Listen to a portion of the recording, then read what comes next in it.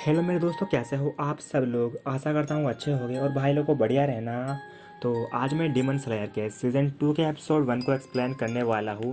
लेकिन उससे पहले अगर आपने डिमन स्लेयर का सीज़न 1 नहीं देखा तो पहले जाके वो देखो, वरना आपके बिल्कुल भी समझ में नहीं आएगा।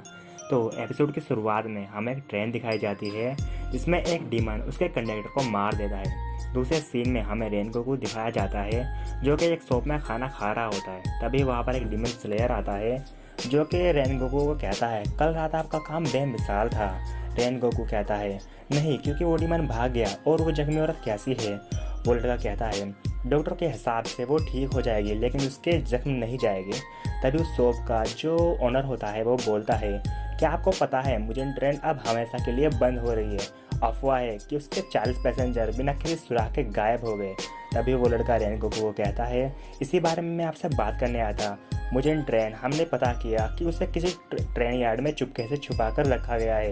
उसके बाद रेनगोकू वहां जाने का फैसला करता है, लेकिन उससे पहले वो स्टेशन पर जाते हैं जहां उस कंडक्टर की बॉडी मिली थी।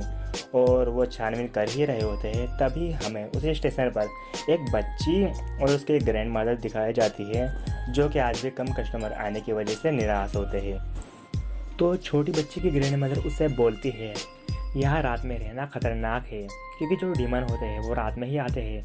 लेकिन उसे कुछ नहीं सुनना होता, क्योंकि जो उसके मोम है उसकी तबीयत कुछ ठीक नहीं होती और उसके पापा की शॉप भी ठीक नहीं चल रही होती है। उसकी ग्रैंड मदर बोलती है, ये सब तुम हम बड़ों पर छोड़ सकती हो, मैं सुबह और शाम दोनों में संभाल लूँगी। बच्ची बोलती है, अगर रात में कोई डीमन आया आप क्या करोगी? ग्रैंड मदर बोलती है, तुम्हारे लिए खुद की कुर्बानी देकर मुझे खुशी होगी। इतने में रेनगोकू और वो लड़का भी वहाँ पर आ जाते हैं और वो आते ही उनसे डीमन वगैरह के बारे में पूछने लगते हैं। और उसकी ग्रैंड मदर थोड़ी घबरा जाती है और वो बच्चे डर के मारे रेनगोकू के ऊपर एक बेंटो फेंक कर मारती है, जिससे कि रेनगोकू खाने लगता है। बाद में फूको की ग्रैंड मदर उससे समझाती है कि मुझे नहीं लगता ये कोई बुरे लोग हैं। फिर फूको उन दोनों से माफ़ी मांगती है, मुझे बस इन दिनों घबराहट हो रही है, पर क्या तुम हमसे ये बेंटो बॉक्स खरीद सकते हो? रेनगोकू बोलता है, क्यों नहीं, ये अच्छा आइडिया है। और रेनगोकू उनके सारे के सारे बेंटो बॉक्स खरीद लेता है और गुड बाय कहकर वहाँ से चले जाते हैं। फिर फूको बोलती है, ये सब उसने क्यों किया, पर फिर भी मुझे खुशी है कि उसने सारे बेंटो बॉक्स खरीद लिए। फिर उसकी ग्रैंड मदर बोलती है, फूको हमें यहाँ से निकलना चाहिए, मुझे बहुत ही बुरी फीलिंग आ रही है, मैं ये महसूस कर सकती हूँ। फिर दूसरे सीन में हमें एक ट्रेन दिखाई जाती है और उसी ट्रेन में रेनगोकू भी होता है। उस ट्रेन का जो कंडक्टर होता है वो रेनगोकू को देखकर घबरा जाता है और पूछता है, तुम कौन हो? रेनगोकू बोलता है, मैं बेंटो बॉक्स बेचने आया हूँ, मैं कोई जासूस नहीं। कंडक्टर बोलता है, पर ये ट्रेन जेड में जा रही है। रेनगोकू कहता है, हाँ मुझे पता है और वहाँ मुझे ट्रेन भी है, मुझे उसी से कुछ काम है। कंडक्टर घबरा कर बोलता है, मुझे ट्रेन तुम उसे ढूंढ रहे हो, पर अब वो वहाँ नहीं है, उसे सुबह ही मेंटेनेंस के लिए ले जाया जाएगा। यह सुनकर रेनगोकू उस ट्रेन से जंप लगा देता है और ट्रेन वाले लोकेशन पर पहुँच जाता है। और वहाँ पर एक आदमी आकर बोलता है सुनो, ये जगह तुम्हारे लिए नहीं है। रेनगोकू, मैं बस यहाँ पर बेंटो बॉक्स वगैरह डिलीवर करने आया हूँ, मुझे और कुछ नहीं करना। फिर रेनगोकू पूछता है, मुझे ट्रेन को यहाँ क्यों लाया गया है? जवाब में आदमी बोलता है, लोग कहते हैं ये इंसानों को खाने वाली ट्रेन है। तभी रेनगोकू को एक डीमन महसूस होता है और जब वो उसके पास पहुंचता है तो एक डीमन एक बच्चे को पकड़ कर खड़ा होता है। रेनगोकू डीमन को कहता है, उस बच्चे को जाने दो। डीमन कहता है, एक डीमन स्लेयर, जब से मैं डीमन बना हूँ मैं इंसानों को खाना नहीं खा सकता। और वो डीमन एक बेंटो पर अपनी लात से कुचल देता है। रेनगोकू बोलता है, ये बेंटो बहुत ही प्यार से बनाए गए हैं उन लोगों ने जिन्हें मैं जानता हूँ। फिर डीमन अपनी स्पीड दिखाता है। रेनगोकू भी तलवार लेकर खड़ा होता है। डीमन हंसते हुए बोलता है, तुम मुझे नहीं काट सकते जब तक मेरे पास ये बच्चा है। वो बच्चा भी डर के मारे बोलता है, प्लीज़ मुझे बचा लो। रेनगोकू बोलता है, तुम चिंता मत करो, मैं कैसे भी करके तुम्हें बचाऊंगा। फिर हमें वही लड़की दिखाई जाती है जिस पर शुरुआत में डीमन ने हमला किया था। रेनगोकू बोलता है, तुम भाग गए थे पर हमने उस लड़की को बचा लिया था। डीमन बोलता है, अगर वो लड़की बची भी गई है फिर भी वो डर के मारे कांपेगी और वैसे भी मैं उसे रात में ही मार दूंगा।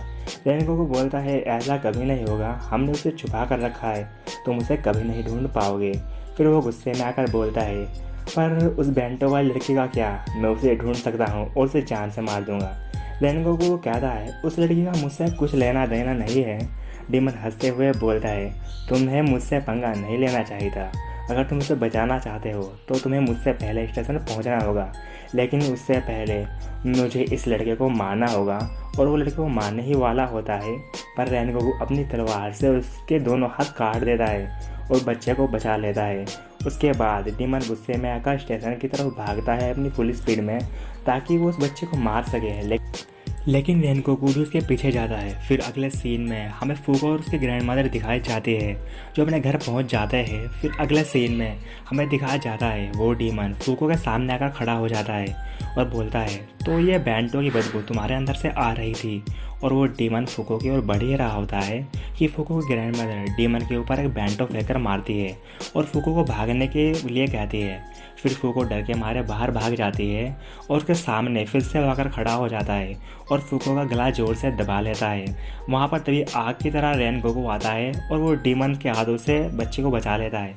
घायल होकर डीमन उसकी ग्रैंडमदर की ओर जाता है, लेकिन अपना रेनगोकू भी वहीं पर आ जाता है। डीमन बोलता है कैसे, आखिर कैसे तुम्हें पता चला, तुमने मुझे कैसे पकड़ा। बदले में रेनगोकू बोलता है मैं कहा ना अपने आप को ज़्यादा मत समझो। फिर वो डीमन बोलता है चलो देखते हैं कौन तेज है, मैं इस बुढ़ी का गला काटूंगा या तू मेरा सर। जैसे ही डीमन ये बोलता है रेनगोकू पलक झपकते ही उसका सर काट देता है और बोलता है तू बहुत ज़्यादा धीमा है। तभी फूको की ग्रैंडमदर को याद आता है कि इसी लड़के ने पहले भी उसे बचाया था और वो रोते हुए रेनगोकू को बोलती है कि ये दूसरी बार है, 20 साल पहले तुमने मुझे और फूको की मोम को डीमन से बचाया था। रेनगोकू मुस्कुराता है और बोलता है मेरे पिता होंगे और मैं उन्हीं के कंधों पर चल रहा हूँ और डीमन मार रहा हूँ। फिर फूको अपनी ग्रैंडमदर से बोलती है मुझे माफ़ करना, मैं सोचती थी डीमन नहीं होते। इतने में रेनगोकू के बाकी दोस्त भी आ जाते हैं। रेनगोकू बोलता है चिंता मत करो, अब सब ठीक है। अब सुबह हो जाती है। फूको और उसकी ग्रैंडमदर रेनगोकू को जाने से पहले एक तोहफे में एक बैंटो देते हैं। रेनगोकू शुक्रिया कहता है कि मैं कल रात एक भी नहीं खा पाया था और रेनगोकू उनके बाकी सारे बैंटो भी खरीद लेता है। वो दोनों रेनगोकू को बोलते हैं प्लीज़ अपना ख्याल रखना। फिर रेनगोकू गुड बाय कहकर वहाँ से चला जाता है। और अब हमें स्टेशन पर इनुसुके भी दिखाया जाता है और यहीं पर जो है हमारा सीज़न 1 का एंड हुआ था। और यहीं पर हमें तानजीरो और उसके बाकी सारे दोस्त भी दिखाए जाते हैं और यहीं पर हमारा ये एपिसोड भी एंड हो जाता है। तो नेक्स्ट एपिसोड में मैं जल्द ही लाऊंगा। तो हाँ यार, बस आज के लिए इतना ही। आशा करता हूँ कि आपको मेरी कोई बात ज़्यादा बुरी ना लगी हो। तो जल्द मिलेंगे एक नई वीडियो में। बाय बाय मेरे दोस्तों।